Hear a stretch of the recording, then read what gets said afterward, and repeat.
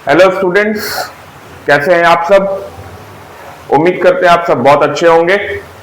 तो आज का जो हमारा टॉपिक होने वाला है वो इलेक्ट्रिक फील्ड इंटेंसिटी के ऊपर होने वाला है। हम लोग इसमें ये समझेंगे कि इलेक्ट्रिक फील्ड इंटेंसिटी पहले तो होती क्या है और इसकी वैल्यू कितनी होती है।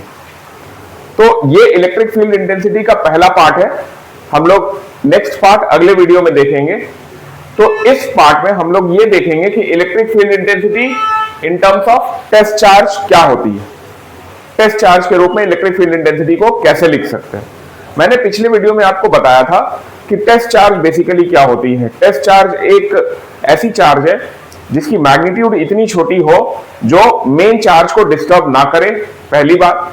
दूसरी बात कि टेस्ट चार्ज हमेशा ही हम लोग कहीं पर भी इलेक्ट्रिक फील्ड या फोर्स को टेस्ट करने के लिए यूज करते हैं। जैसे मान लीजिए कि इस पूरे स्पेस में इलेक्ट्रिक फील्ड है, ठीक है, और हमने यहां पर एक चार्ज रख दिया, ठीक है।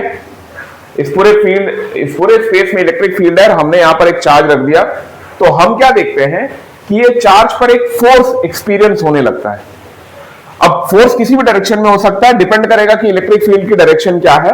मान लेते हैं कि इस पर एक फोर्स इधर की ओर लग रही है, यह है फोर्स F, ठीक है। अब ये फोर्स जो इस पर लग रही है ये किन किन बातों पे डिपेंड करती है। ये फोर्स बेसिकली कूलम फोर्स है और आपको पता है कि कूलम फोर्स जो है वो चार्जेस के मैग्नीट्यूड पे डिपेंड करती है। तो हम एक फोर्स के लिए एक ऐसा इक्वेशन लिख सकते हैं कि जो फोर्स है वो डायरेक्टली प्रोपोर्शनल टू चार्ज है। ये तो हम जानते ही है क्योंकि कूलम्स लॉ में फोर्स जो है वो चार्जेस के मैग्नीट्यूड पे डिपेंड करती है, निर्भर करती है, ठीक है।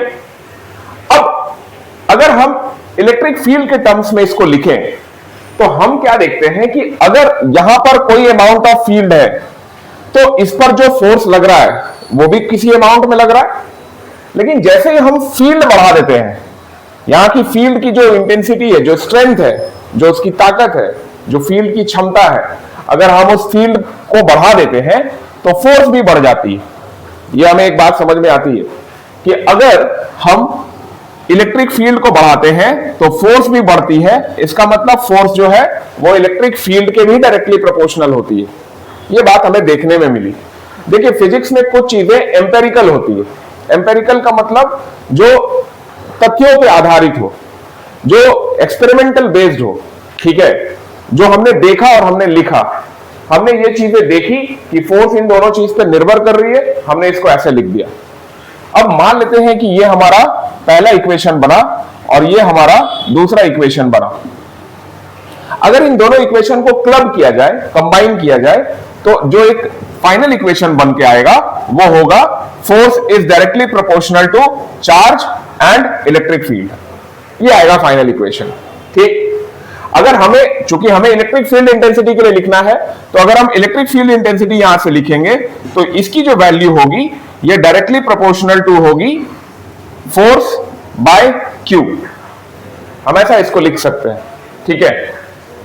और आप जानते हैं मैथमेटिकली जब भी हम प्रोपोर्शनैलिटी को हटाते हैं, प्रोपोर्शनैलिटी को रिमूव करते हैं, तो हम एक कांस्टेंट यहां पर अप्लाई करते हैं। तो अगर हम प्रोपोर्शनैलिटी रिमूव करेंगे तो एक कांस्टेंट आएगा, वो कांस्टेंट को बोलेंगे k। So this is k by q, k by q। ये हमारा एक फाइनल एक्सप्रेशन बनके आता है। लेकिन अभी यहां पर हमें डिफाइन ये करना है कि आखिर इस k की वैल्यू क्या हो, ठीक है। अब इस k की वैल्यू को डिफाइन करने के लिए एक बात समझते हैं। हमारे पास एक लिबर्टी होती है, हमारे पास एक आजादी होती है कि अगर हम फर्स्ट टाइम इलेक्ट्रिक फील्ड को डिफाइन कर रहे हैं तो हम k का वैल्यू यूनिट ले सकते हैं या k का वैल्यू 1 ले सकते हैं। कैसे? जैसे मान लीजिए कि फोर्स की वैल्यू है 1 न्यूटन, कोई एक 1 कूलम का चार्ज है, एक 1 कूलम के चार्ज पे फोर्स एक्सपीरियंस हो रहा है 1 न्यूटन का, और हमने इलेक्ट्रिक फील्ड भी कितना माना है, इलेक्ट्रिक फील्ड भी हमने माना है 1 न्यूटन पर कूलम, ऐसा, ठीक है। अगर इन तीनों वैल्यूज 1 है तो यहां से k के लिए क्या लिखा जाएगा इस एक्सप्रेशन में, 1 is equals to k into 1 upon 1। और इस सिचुएशन में k की वैल्यू कितनी बनती है 1।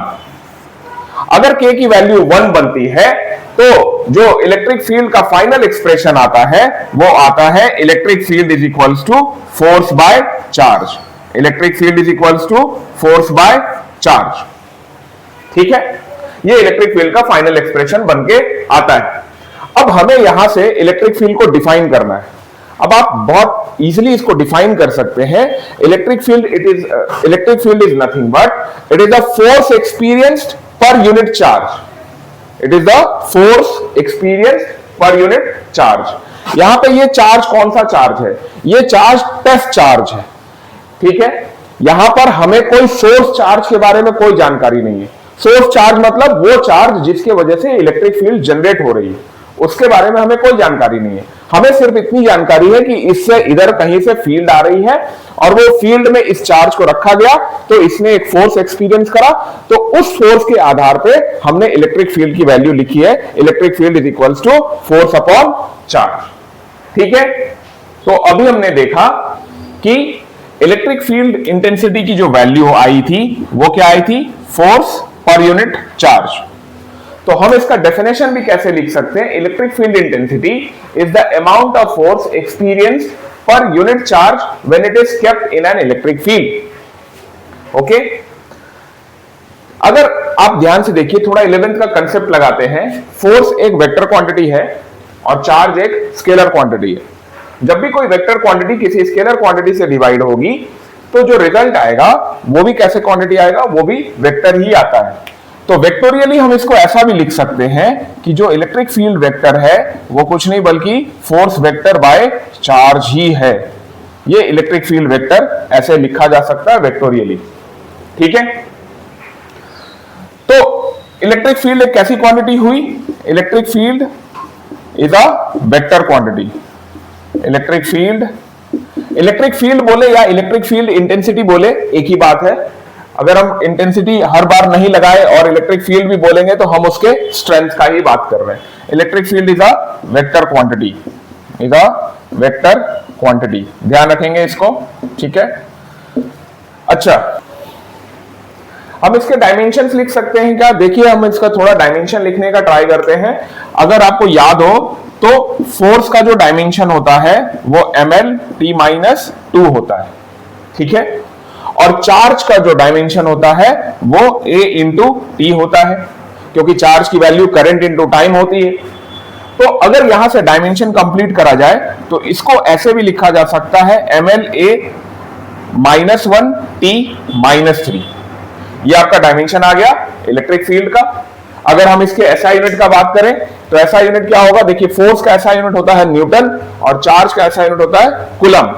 तो इलेक्ट्रिक फील्ड का SI यूनिट क्या बना? The SI unit